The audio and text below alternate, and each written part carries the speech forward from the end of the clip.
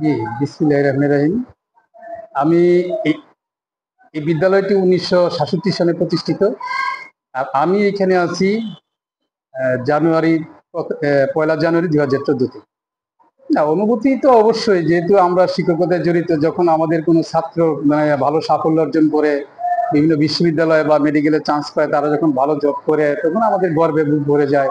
হ্যাঁ, যে স্যার আমি আপনার ছাত্র ছিলাম। অনেক ছাত্র বা চিনি না এখন, তারা রাস্তাঘাটে যে আমি আপনার ছাত্র ছিলাম, তখন অবশ্যই ভালো লাগে। অংশগ্রহণ করেছে ৯৯ জন, পাশ করেছে ৬৬ জন। এই সংখ্যাটা ছিল আরো বেশি, ৯৩ জন, ওখান থেকে পাশ করেছে ৮৬ জন, দুইটার GPA 5 ছিল। এবছর অবশ্য GPA 5 নেই। রেজাল্টের চাইতে আসলেই ভালো মানুষ এবং আলোকিত মানুষ আমাদের বেশি দরকার। দেখা যাচ্ছে আমরা সবাই রেজাল্টের পিছনে দৌড়াচ্ছি, কিন্তু ভালো মানুষ যে সৎ হবে বা ভালো জীবনে আদর্শটা, এটা আমরা আসলে করতে পারছি না। আমি শিক্ষক হিসেবে ব্যর্থ অনেক ক্ষেত্রে। যেমন ধরেন, আমার ছাত্র যদি প্রশাসনে একজন ডাক্তার, সে ডাক্তার যে সেবা করার মানসিকতা সেটা থাকে না। বা আমার ছাত্র যদি অফিসিয়াল থাকে, সে যখন ঘুষ খায়, তখন আমি লজ্জা পাই যে আমার ছাত্র সে ঘুষ খায়।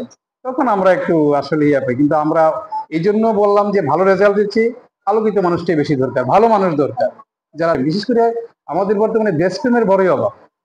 দেশপ্রেমের অভাব থেকেই কিন্তু এই দুর্নীতিটা আমার মনে হয় বেড়ে যাচ্ছে। জি, ধন্যবাদ। আমাদের আসলে ডিজিটাল, আমাদের ওয়েবসাইট আছে, নিজস্ব ওয়েবসাইট আছে। আমরা যে রেজাল্টটা করি, এটা সম্পূর্ণ ডিজিটালাইজড। আমরা ওই যে জিপিএ বোর্ড কর্তৃক যেভাবে জিপিএ পায়, আমরা এই রেজাল্টটাও এইভাবেই দিই। যে প্রত্যেক ছাত্র প্রত্যেক গ্রেডিং সিস্টেম আমরা রেজাল্টটা দিই ডিজিটালাইজড সম্পূর্ণ। এবং আমাদের একটা টিচারদের গ্রুপ আছে, ওখানে কি কোনো সমস্যা থাকলে আমরা টিচার গ্রুপে জানাই দিই। মাল্টিমিডিয়া ক্লাস আছে আমার, হ্যাঁ, মাল্টিমিডিয়া ক্লাস আছে। প্লাস কেউ দুর্নীতি করে, আসলে এখানে পারিবারিক শিক্ষাটা কিন্তু একটা অভাব আছে, বুঝছেন। বর্তমানে আমাদের সবচেয়ে বেশি যেটা পারিবারিক শিক্ষা ও নৈতিক শিক্ষাটা, এটা একটু বেশি। যেমন দেখেন, আপনি একটু চিন্তা করেন, যেমন ধরেন আমাদের দেশের মক্তব কিন্তু প্রায় বন্ধ হয়ে গেছে। বাচ্চারা ওই যে কিন্ডার গার্ডেনে, সকালবেলা কিন্ডার গার্ডেন থাকে, কিন্ডার গার্ডেনের বাচ্চাদের কিন্তু মক্তবে কিন্তু, হ্যাঁ, বাচ্চা যায় না। মানে প্রাইভেট পড়ে, যেমন মনে করেন আগে আমরা ছোটবেলা যখন পড়তাম মাদ্রাসায়, গুল করে যে দাঁড়ায় দাঁড়ায় পড়াটা হইতো, এই পড়া দিবে মনে থাকতো যে ধরেন খাওয়ার আগে দোয়া, খাওয়ার পরে দোয়া, বা মানুষ আসলে, যেমন আগে মানুষ আসলে অজুর পানি দেওয়া, বা এই জিনিসগুলো কিন্তু আমাদের দেশ থেকে একবার উঠে যাচ্ছে, নৈতিক শিক্ষা। সেই কারণে কিন্তু এরকম বেশি হচ্ছে। পাকিস্তানে মোবাইল আনা নিষেধ। আমরা যদি কাউকে পাই মোবাইল ডিভাইস, তাহলে আমরা মোবাইল রেখে দিই, পরে গার্ডিয়ান এনে গার্ডিয়ানের হাতে বুঝাই যাতে ডিভাইসটা না আনে। আমরা নিরুৎসাহিত করি। করোনার সময় একটা ওই যে ইয়ে ছিল, ক্লাস করার জন্য মোবাইল।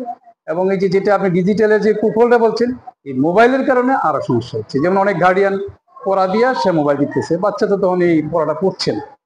হ্যাঁ, সেটি একটা বেশি বড় সমস্যা। এখন সচেতনতা অনেক বেশি দরকার। আমরা যে এখন এই যে আগামী বৃহস্পতিবার 8ম শ্রেণী অভিভাবক দেখে, আমরা 2টা সমাবেশ অলরেডি করে ফেলেছি, 10ম শ্রেণী এবং 9ম শ্রেণী। আগামী বৃহস্পতিবার 8ম শ্রেণী। গার্ডিয়ানরা যারা বাড়িতে একেবারেই খুব দরকার, তাহলে বাটন মোবাইলে রাখার জন্য, স্মার্ট মোবাইলে যাতে না।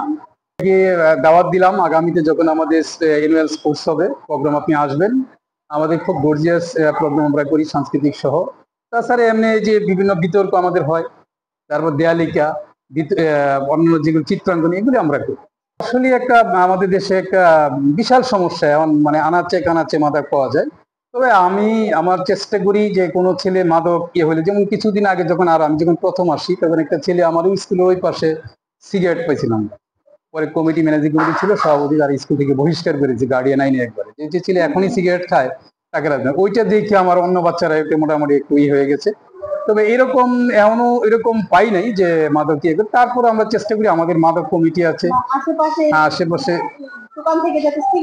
হ্যাঁ, না, এই ধরনের কোনো তথ্য এখন আমরা পাইনি যে বাচ্চারা দোকান থেকে সিগারেট কিনে, এরকম কোনো তথ্য আমরা পাইনি। তবে এরকম কিছু পাইলে আমরা তাৎক্ষণিক ব্যবস্থা নিই। বাল্য বিবাহটাও আছে। যেমন আমরা যদি টের পাই যে এটা বাল্য বিবাহ, আমরা নিজেরা বাড়িতে যাই, হ্যাঁ, বাড়িতে গিয়ে ওইটা বুঝাই। আর নচেত আমরা উপজেলা প্রশাসনকে আমরা অবহিত করি। নারী শিক্ষা তো আসলেই জরুরি। যেমন নেপোলিয়ন বলেছেন, একজন শিক্ষিত মাধব, আমি একজন শিক্ষিত জাতি দিব। নারী শিক্ষা নইলে, মাই তো একটা বাচ্চার সবচেয়ে আদর্শ শিক্ষক। মা যেটা পারে এটা তো আমরা পাই না। যার নৈতিকতা, শিক্ষা, আচরণ সব তো মা শিখাবে। ঠিক আছে, আপনি দেখেন যে পরিবারে মা শিক্ষিত বা মায়ের পরিবার যারা ভালো করছে, তারাই কিন্তু ভালো করে নারী শিক্ষা। এবং আপনি খুশি হবেন যে আমার স্কুলে 383 জন মেয়ে, 256 জন ছেলে। মেয়ে বেশি, নারী শিক্ষার্থী বেশি এবং রেজাল্টও মেয়েরাই ভালো করে। আমার শুধু ক্লাস 8 বাদে প্রত্যেক ক্লাসে ফার্স্ট সেকেন্ড সব নারী। টিচাররা বসে আমরা কর্মপন্থা নির্ধারণ করেছি সামনে যাতে আরো ভালো হয় এবং প্রতিটা ভালো ছাত্র যাতে একটা ভালো মানুষ হয়, আমরা সেই চেষ্টা করে যাচ্ছি।